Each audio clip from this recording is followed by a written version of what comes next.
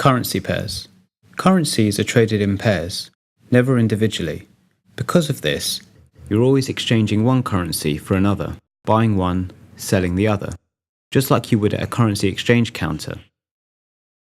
There are 7 currencies known as the majors: the euro, the US dollar, the Canadian dollar, the British pound, the Australian dollar, the Japanese yen, and the Swiss franc. The major pairs are these currencies paired with the US dollar.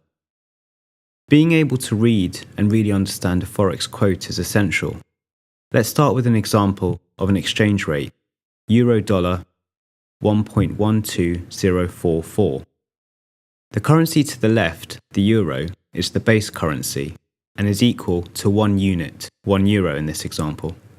The currency on the right, the US dollar, is called the counter or the quote currency.